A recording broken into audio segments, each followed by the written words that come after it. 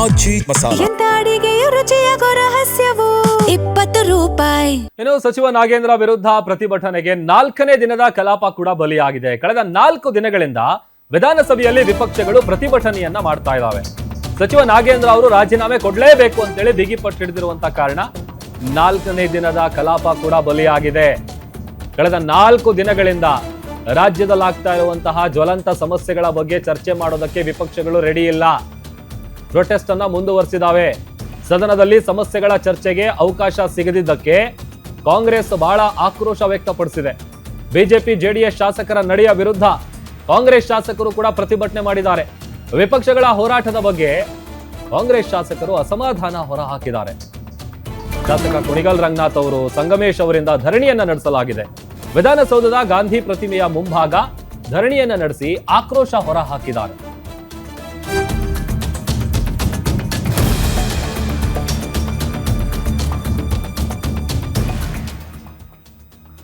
ಕಳೆದ 4 ದಿನಗಳಿಂದಲೂ ಕೂಡ ಬಿ ನಾಗೇಂದ್ರ ಅವರು ರಾಜೀನಾಮೆ ಕೊಡಲೇಬೇಕು, ಇಲ್ಲ ಅಂತ ಅಂದ್ರೆ ಮುಖ್ಯಮಂತ್ರಿಗಳೇ ಅವರನ್ನ ಸಚಿವ ಸಂಪುಟದಿಂದ ವಜಾಗೊಳಿಸಬೇಕು ಅಂತೇಳಿ ಬಿಗಿಪಟ್ಟನ್ನ ಹಿಡಿದು ಪ್ರತಿಭಟನೆಯನ್ನ ಮಾಡ್ತಾ ಇದ್ದಾವೆ.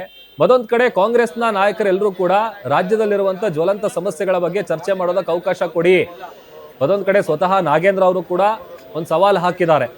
ಅದೇನ್ ಪ್ರಶ್ನೆ ಕೇಳ್ತೀರಾ ಕೇಳಿ, ಚರ್ಚೆಗೆ ಬನ್ನಿ, ಕುತ್ಕೊಂಡು ಮಾತಾಡೋಣ ಅಂತೇಳಿ. ಬಟ್ ಯಾವುದೇ ಕಾರಣಕ್ಕೂ ವಿಪಕ್ಷಗಳು ಅದಕ್ಕೆ ರೆಡಿ ಇಲ್ಲ.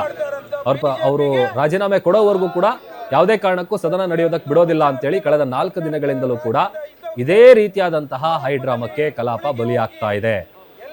ಅಡಚಣೆ ಮಾಡ್ತಾರಂತ ಬಿಜೆಪಿಗೆ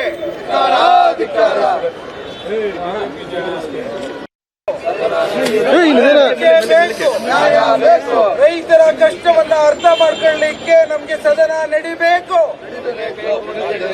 ಬೇಕೇ ಬೇಕು, ಬೇಕೇ ಬೇಕು. ರಾಜ್ಯದ ಸಮಗ್ರ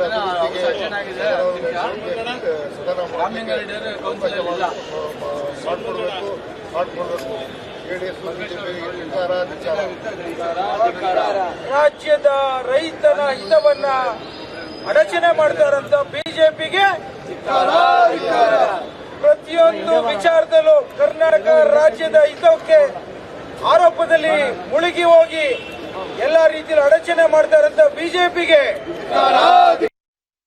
ನಮ್ಮ ಪಕ್ಷದ ರಾಜ್ಯಾಧ್ಯಕ್ಷರಾದಂಥ ಶಾಸಕರು ಆದಂಥ ಸನ್ಮಾನ್ಯ ಬಿಕೆ ಹರಿಪ್ರಸಾದ್ ಅವರು ಈ ವಿಚಾರವಾಗಿ ಏನು ನಮ್ಮ ಇಬ್ಬರು ಶಾಸಕರುಗಳು ಇಲ್ಲಿ ಧರಣಿ ಕೂತಿದಾರಲ್ಲ, ಈ ವಿಚಾರವಾಗಿ ಇದನ್ನ ಮುಂದುವರಿಸಬೇಕು ಅಂತೇಳಿ ಈ ಬಿಜೆಪಿ ಮತ್ತು ಜೆಡಿಎಸ್ ನಾಯಕರ ಅವರ ನಡವಳಿಕೆಯ ವಿರುದ್ಧ ವಿಧಾನಸಭೆ ಒಳಗಡೆ ಮತ್ತು ವಿಧಾನ ಪರಿಷತ್ ಒಳಗಡೆ ಅವರು ನಡೀತಾ ಇರತಕ್ಕಂಥ ನಡವಳಿಕೆಯ ವಿರುದ್ಧ, ಅವರ ಜನವಿರೋಧಿ ನೀತಿಯ ವಿರುದ್ಧ ನಾಳೆ ಇಲ್ಲಿ ಎಲ್ಲಾ ಶಾಸಕರು ಕೂಡ ನಮ್ಮ ಕಾಂಗ್ರೆಸ್ ಪಕ್ಷದ ಶಾಸಕರು ವಿಧಾನ ಪರಿಷತ್ ಸದಸ್ಯರು ಇಲ್ಲಿ ಪ್ರತಿಭಟನೆಯನ್ನ ಮೌನವಾಗಿ ಹಮ್ಮಿಕೊಳ್ಬೇಕು ಅಂತಕ್ಕಂಥ ಒಂದು ಸಂದೇಶವನ್ನ ಇವಾಗ ನಮಗೆ ಕಳಿಸಿದ್ದಾರೆ.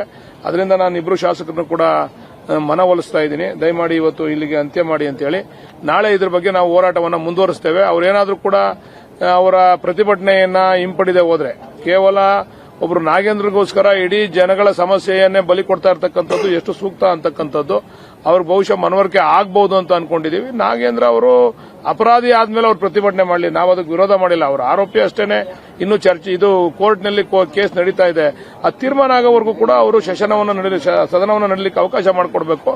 ಅದು ಆಗ್ಲಿಲ್ಲ ಅಂತ ಅಂದ್ರೆ ನಮ್ಮ ಶಾಸಕರು ವಿಧಾನ ಪರಿಷತ್ ಸದಸ್ಯರು ನಾಳೆ ಇಲ್ಲಿ ಒಂದು ಪ್ರತಿಭಟನೆಯನ್ನ ಹಮ್ಮಿಕೊಳ್ಳಲಿಕ್ಕೆ ನಮ್ಮ ನಾಯಕರು ನಮ್ಮ ಅಧ್ಯಕ್ಷರು ಆದೇಶವನ್ನ ಕೊಟ್ಟಿದ್ದಾರೆ. ಅದರಿಂದ ಇವರಿಬ್ಬರನ್ನು ಕೂಡ ಇವತ್ತು ನಾನು ಮನವಿ ಮಾಡಿ ಇವತ್ತು ಇದನ್ನು ಅಂತ್ಯ ಮಾಡಬೇಕು ಅಂತ ಹೇಳಿ ಮನವಿ ಮಾಡಿದ್ದೀನಿ.